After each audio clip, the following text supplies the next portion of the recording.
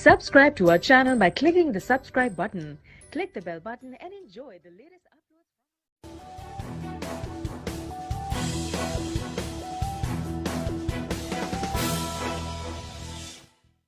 Assalamu alaikum wa rahmatullahi wa barakatuh. Dear viewers, today we are interviewing the Honorable Prime Minister of Pakistan, His Excellency Mr. Imran Khan.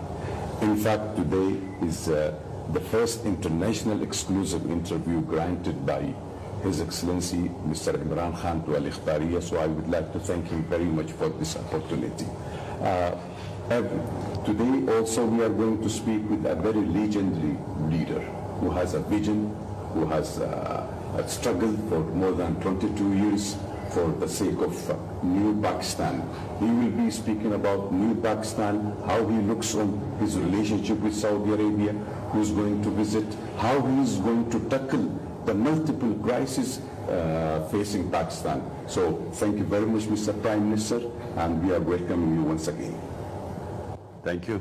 Look forward Excellency, to the interview. Yes. Excellency, in fact, I would like to begin with the question of the hour. Who is Imran Khan?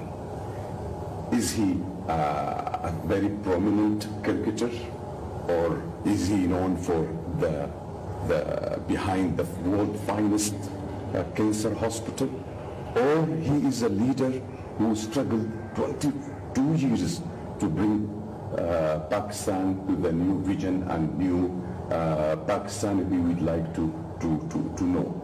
Can you please, Excellency, enlighten us that who is Imran Khan?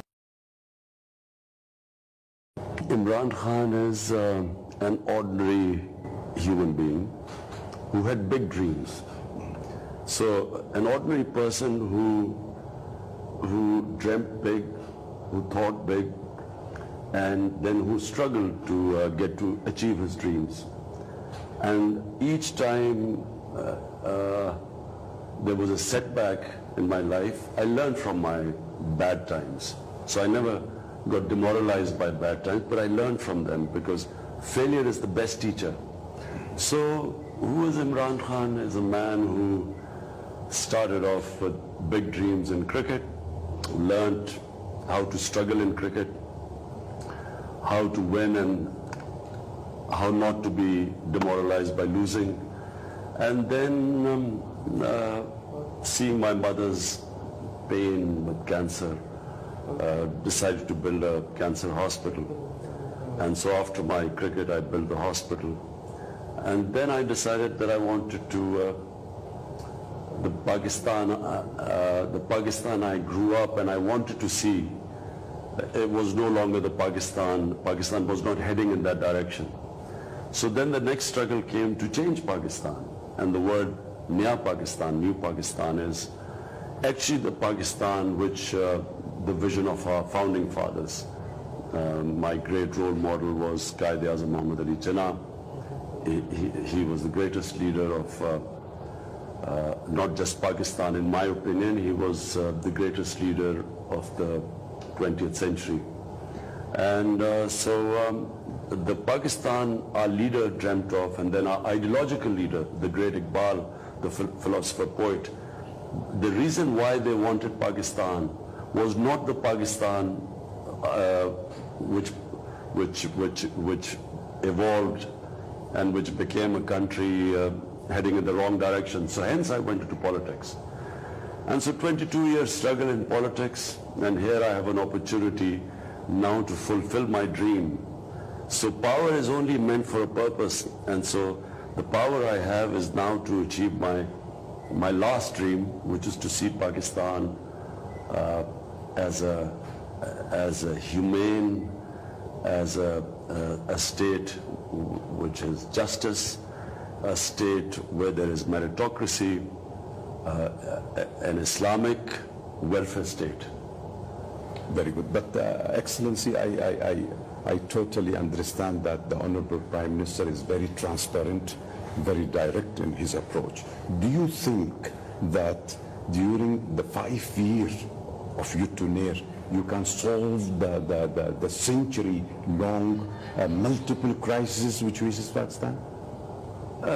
Look, let me just say, as a Muslim, yes, When we pray 5 times a day, we only ask one thing from Allah. And we ask Allah to show us the way of those He has blessed, not the ones who've gone astray. So all the Almighty asks us is to seek that way. And,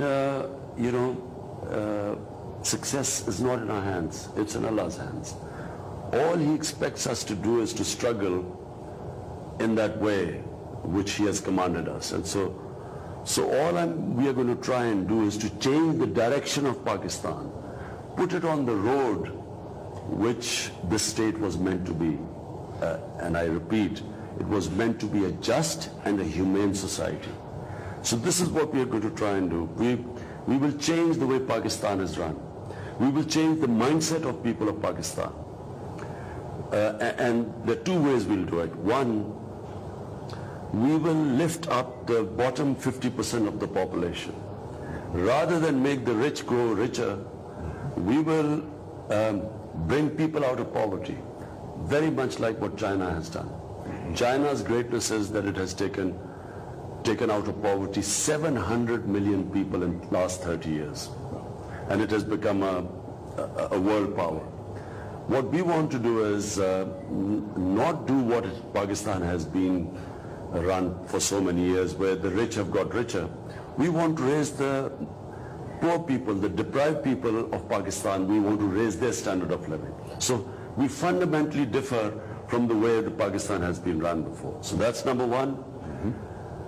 And number two, we want to make Pakistan a country where we invest in our human resources. We spend money on our human beings rather than on infrastructure.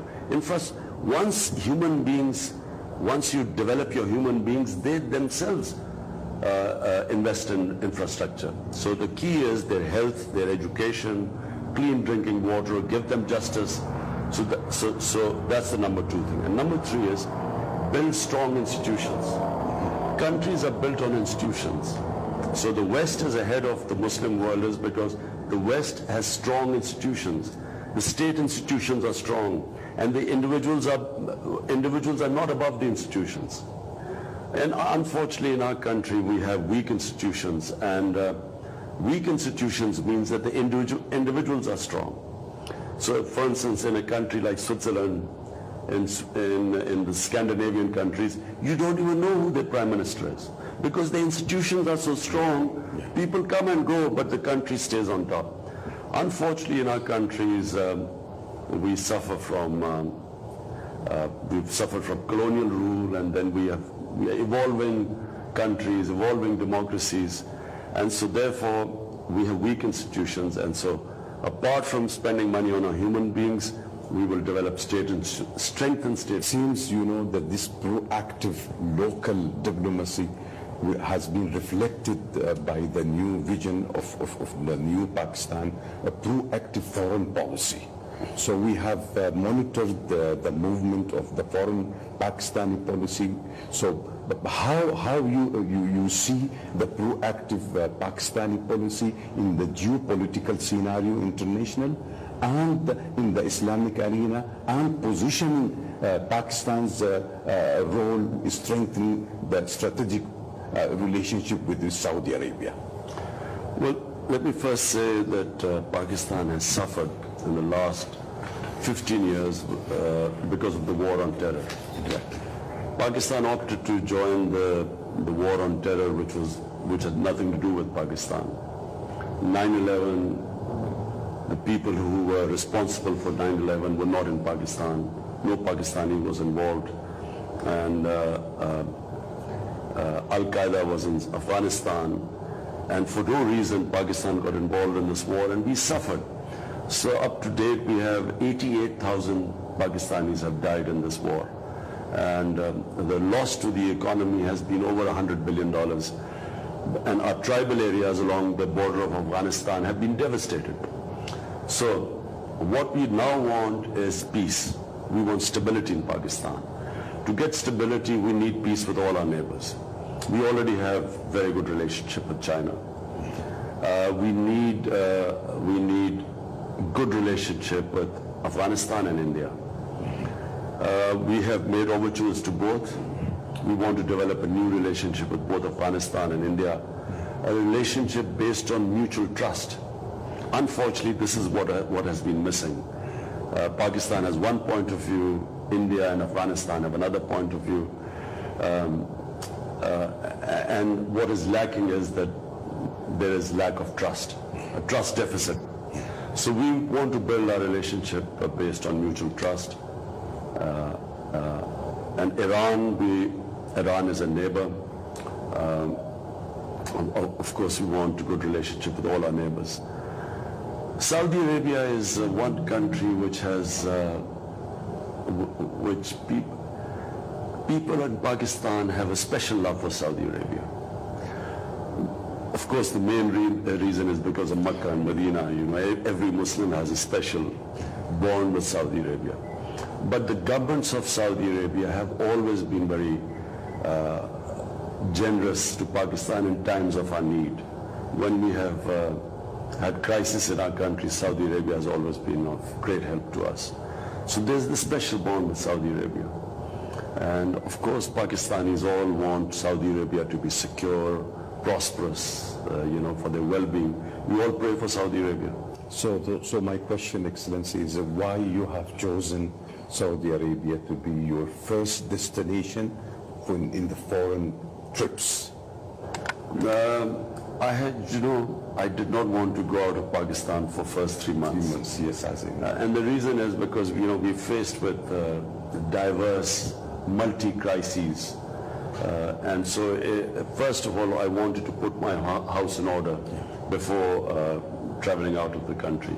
I actually do not believe in traveling out of the country so much, because I think the most important thing for the head of a country is to look after various problems his people face. But Saudi Arabia, I'm going first of all very kindly invited by His Majesty. Of course, the chance, whenever a Muslim has a chance to go to Makkah and Medina, that's why I made an exception.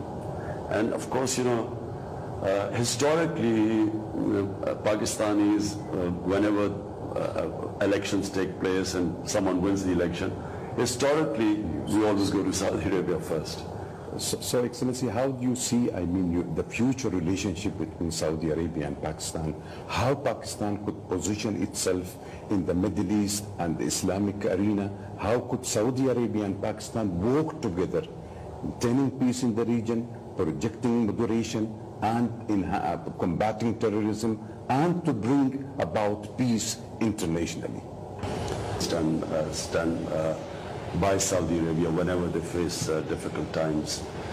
Secondly, ideally what we would like to do is to ensure peace in the Middle East, because it is very distressing for Muslims to see this conflict between Muslim nations.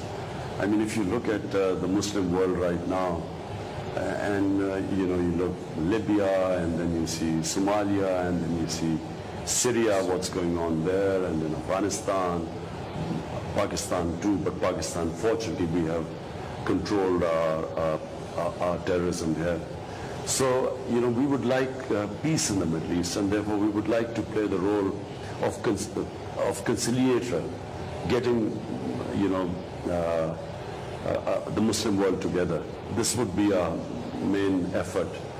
And then Yemen, Yemen is also, if need be, if we are required, we would like to play a positive role there. Also can bring countries together. Pakistan is emerging now, economy, Saudi Arabia already having 2030, especially in the economic. How do you think, Excellency, both countries can work together? In which area do you feel that to be enhanced, economy, business, media, industry? What are the areas, military cooperation, what are the areas do you feel that needs to be more explored in this relation? You see, Pakistan has tremendous opportunities of investment. And Pakistan has more potential than probably any other country in this region. The reason is Pakistan has a second youngest population. It's a country of population of 200 million people. It's a country that is very diverse. One of the things no one really knows about Pakistan is that it has 12 climates, 12 climate zones, because Pakistan has the highest, from the highest to the sea, it has the steepest gradient, so which means different climate on every step. We have from alpine climate, to temperate mountain climates to actually tropical climate. 12 climates? Yes, 12 different climate zones. Every climate, every month, we can say? No, it means that on a different height there is a different climate. Okay. And so from north to south it changes. So Pakistan has of producing anything. We can produce any fruit, we can produce any vegetables because of this diversity we have. Then it varies from east to west. It has very fertile land, and we have huge mineral wealth which is mostly lying untapped, coal reserves, copper, undiscovered gold reserves, but various other jewels, minerals. Problem Pakistan has had so far, the reason why we cannot exploit our potential is because of poor governance. The reason why countries are poor is not because of lack of resources, because of poor governance. So we really need to work on our governance system. And once and this is our biggest, when I say improving institutions, strong institutions means strong governance. And when you have good governance, you then attract investment. So the reason I did not want to leave Pakistan for 3 months, and I will stay most of the time in Pakistan, I will not travel, because we need to fix our governance system. Once the governance system starts working, Pakistan would probably be one of the best countries for investment. Simply because it's a 200 million population, one of the youngest population, which means it has the engine for growth, provided, as I say, we fix our governance system. So Saudi Arabia will inshallah offer great opportunities for investment in Pakistan. Do you see, Excellency, do you see any scope of Saudi Arabia, investing in China-Pakistan economic corridor, CPEC? CPEC is one of the greatest opportunities which allows people to invest in Pakistan. CPEC connects Pakistan from the sea right up to China. And all along the way there will be industrial zones which will be a great opportunity for people to invest. So and in future, and inshallah, once peace comes in Afghanistan, then the same road will connect Pakistan to Central Asia, because the CPEC then can also go through Afghanistan to Central Asia. So this whole area is a game changer. Is where the future is. Yes. It has huge markets, and inshallah one day if relationship improves with India, then you have huge Indian market on one side, you have Chinese market, you have Central Asia. So Pakistan is sitting, the geostrategic position of Pakistan is such. Sir, I felt you are speaking, when you spoke about the Middle East, from suffering, and I can feel that in your voice. The Middle East has been under a heavy crisis to a sectarian war. Going on in Syria and Iraq and Yemen and Lebanon. Pakistan itself has faced a proxy war from within. So how do you see Saudi Arabia and Pakistan working together to enhance peace and to move towards a better free zone, free of violence, free of sectarian, free of war? Saudi Arabia is a pivotal country in the Muslim world. And one of the reasons, of course, is because of the power Saudi has, but because of oil reserves and the strength, the financial strength. But equally because of Makkah and Medina there. So all Muslims look, it's like a center for the Muslim world.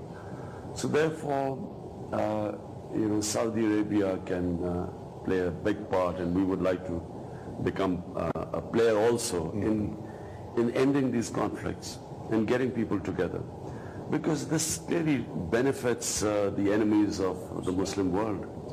And if we can play a part in putting out these fires. Excellency, Saudi Arabia, in fact, unfortunately was under attack by Houthi militia, missile, and they were also trying to attack the Holy Haram. How will your government respond if there is an attack on Saudi Arabia, which has the two holy land?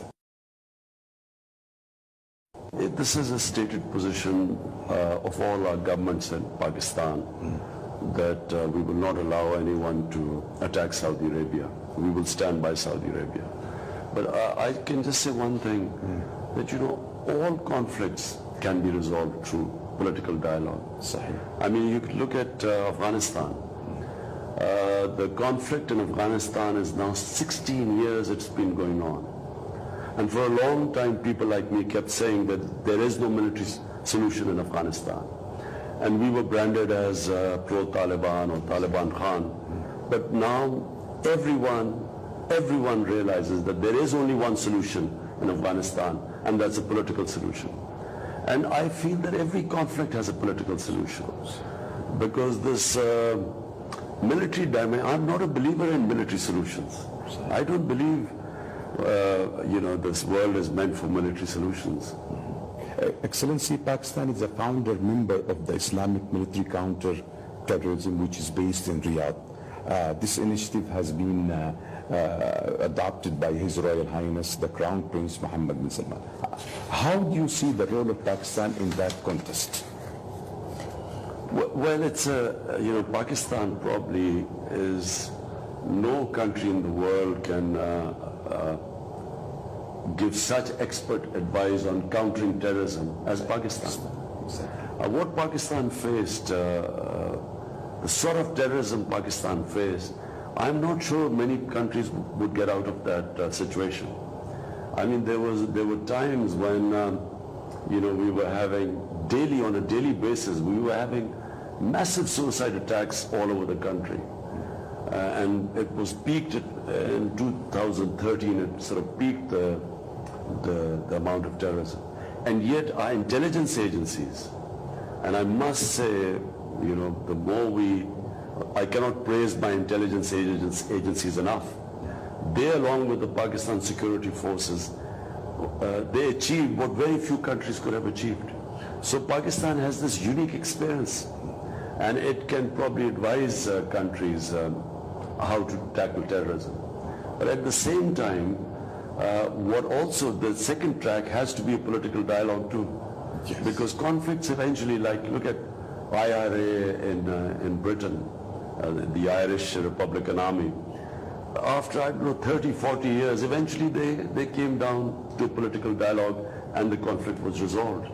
So I always feel that apart from counterterrorism, conflicts are resolved through political dialogue. That's it. Excellency, I mean, how do you see the reforms undertaken by His Royal Highness, the Crown Prince Mohammed bin Salman, under the Vision 2030? You have praised, in fact, the anti-corruption drive launched by His Royal Highness. How do you see this vision, and do you feel that there is similarity in New Pakistan vision and Vision 2030, honestly?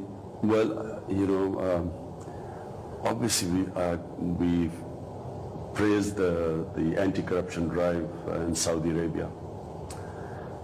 Corruption is the main reason why countries remain poor. I keep repeating that countries do not remain poor because of lack of resources. They become poor because of corruption. What corruption does is not just that the money that is supposed to be spent on the people of a country is taken out of the system and sent offshore accounts. That's one reason. But a bigger reason is that in taking the money out, in indulging in corruption, you can only make money from a system by destroying state institutions. So a lot more damage is done by corruption when to be corrupt that destroys state institutions. And when state institutions are destroyed, the country is gone. It becomes a third world country. So this anti-corruption drive in Saudi Arabia, obviously we feel that that's exactly something we should be doing. Problem is His Highness was able to do this in Saudi Arabia. I'm a bit constrained. I would love to do the same thing what he did in Saudi Arabia, but we can't do it here. But we are conducting a big anti-corruption drive. With regards to the 2030 vision and the similar vision which you are adopted, because I assume, Excellency, most of the Pakistani population is younger generation, most of the Saudi population is younger generation. Do you feel that there is similarity in two visions and both countries can drive this vision towards not only benefiting both countries but the Ummah? When we have a young population, then we have a huge responsibility to educate them, give them quality education, not just primary education, but especially higher education. We need quality universities. So inshallah, in Pakistan, we are going to, the state will, first of all, we're going to revamp the existing universities. But then we're going to start from setting up state-of-the-art universities. And we are starting by building a state-of-the-art university in what is the Prime Minister House. What was my Prime Minister House, this huge place we had.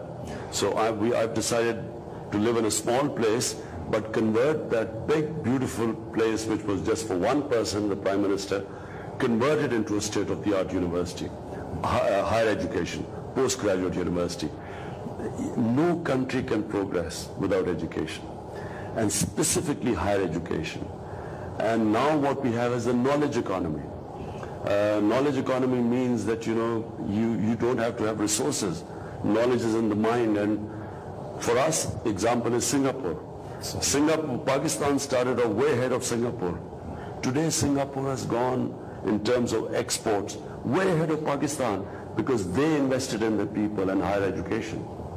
Excellency, you spoke about the education, and as you very well know, education and culture is the most basic factor in developing the country. Your project, Namal University, is highly commendable and highly, appreciable. We are having also a very prestigious universities. I'm going to speak to His Highness, and we'll work out what areas which we could mutually benefit each other. And education is certainly one of the biggest areas. We set up Namal University in a rural area in what was my constituency, Miawali. And what we discovered was that if you give quality education to the people who are poor, who are deprived of quality education, if you give them quality education, their hunger and drive is so much that they actually overtake people, from, say, like my background, who went to quality schools and got good education. They have much greater drive than people like us. So Namal University was affiliated to Bradford University in England. And so people in this rural area, 90% getting free education, 90% on scholarship. Their results were much better than the results in Bradford University. What we have realized is that we should really take education down to those people, to the deprived people in this country, to the poor people. How you will expand this education diplomacy which you had started with Namal? I mean, do you want to have it in the level of Pakistan? Do you want other countries to share this experience? Because this is, I believe, very unique, Excellency, that, this university associated with a very precious... Yes, obviously. The most important thing is that to cooperate with each other. So we would love to cooperate in this field of higher education. And what we have learned, and obviously what the experience of Saudi Arabia has been, because I believe, I'm not sure as yet what the state of the education is in Saudi Arabia, but I believe that a lot of education money is being spent on higher education in Saudi Arabia. Excellency, I mean, during the visit we are expecting several MOUs to be signed. I mean, what's your vision, how we can mechanize and move forward to execute this MOUs? Because, we had signed several MOUs in the past, but we need a mechanism to implement that. MOUs, because, we had, signed several MOUs in the past, but we need a mechanism to implement that. Can I just say one thing, that look, problem has been since colonialism, since countries came out, and most of the Muslim world was under colonial rule in the first half of the 20th century.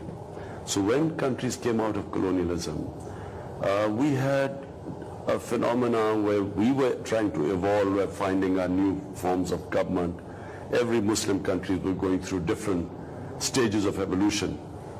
But what started happening is that we had this new colonialism, which is where we were told how to behave.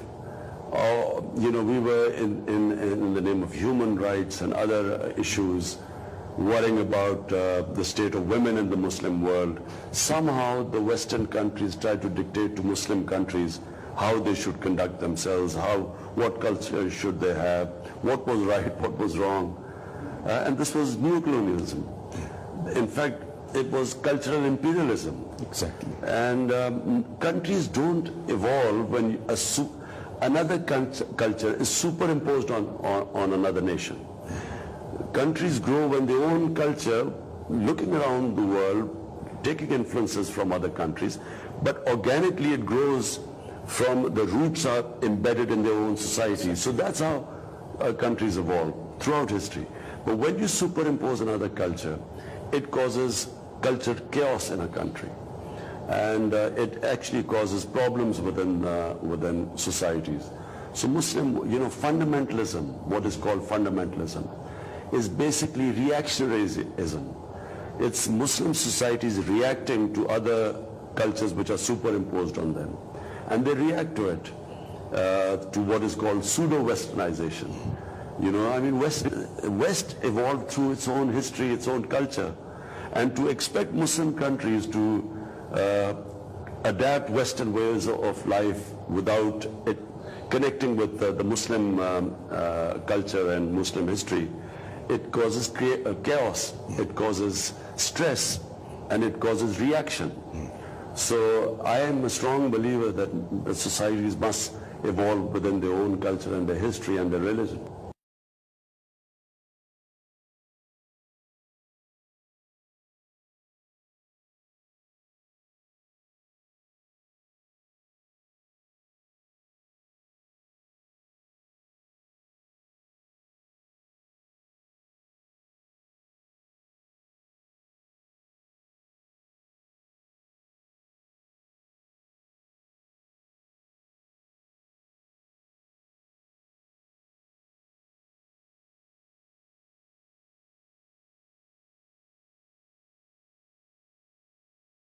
Islam is a religion of moderation.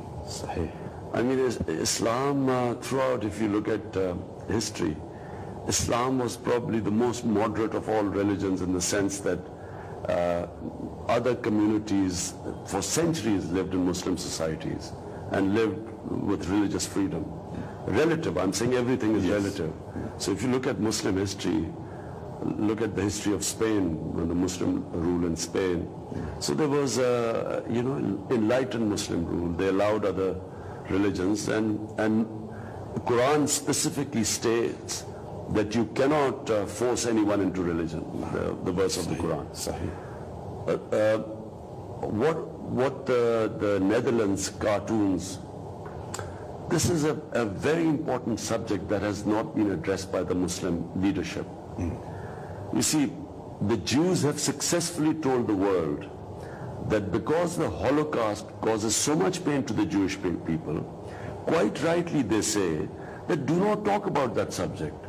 Do not bring on your own interpretations because it gives us pain.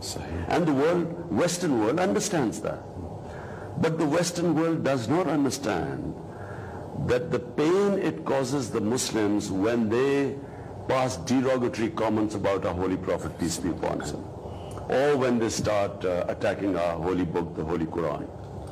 And it is a failure of the Muslim world, Muslim leadership, because we have not been able to explain to the Western world why it hurts us so much. Because the way the Western people look upon religion is completely different to the way we look upon religion. Excellency, what is your message to the more than 2 million Pakistani expatriates in Saudi Arabia? I understand that the Prime Minister of Pakistan is giving very importance to Pakistanis living abroad. What is your message to them, and what message you are bringing from the 200 million Pakistani population who give you a vote to the Saudi nation? Well, firstly, the people, Pakistanis who work abroad, I feel bad sometimes because we have not been able to create the conditions in our own country for them to find employment in your own country. It's very difficult for people to go abroad, leave their families behind, then work, all they do is work very hard, labor there, work hard to feed their families here. And I pray to Allah that one day, a day will come when people from outside will come to work in Pakistan. We will create conditions such that our people will not have to go out and seek employment abroad. But those Pakistanis, I have nothing but admiration for them. They are hard-working people. They are supporting their families, and they send money into Pakistan, which actually helps us in our bad times. It's that money, remittances from overseas Pakistanis, and I have nothing but admiration for them. And we will also ensure that we look after them. We haven't looked after them as well, but I've already instructed our embassies that they must look after our hard-working Pakistanis who work abroad. To the Saudi people of Saudi Arabia, just a message that we have people in Pakistan have love for people of Saudi Arabia, and we will always remember, I repeat, we will remember that Saudi government has stood with us during our bad times. Yes. Excellency, other than politics, do you have time, Excellency, to read? Last question. Okay. Yeah, I have to go. Yeah. Do you have time to read? Do you have time to spend some time with family under the prevailing situation? I was told you are fully occupied 24/7. Well, since the election took place, I didn't have much time for my family. And then since we have come into power, I haven't taken one day off because we have coping with all the various issues Pakistan is facing. But I always thought that the first 3 to 4 months would be very tough, given what Pakistan faces, the different crises we face. But I see good times ahead after that. I think Pakistan as a country, people are very strong here. And as I keep repeating, one thing we need to fix, our governance. And then things will become easier for me to spend more time with my family. Thank you very much. Viewer, that's all for today. And I'm sure that all of us have equally enjoyed and have good time with this interview. Thank you very much, Mr. Prime Minister. I'm looking forward to see you very soon in Saudi Arabia.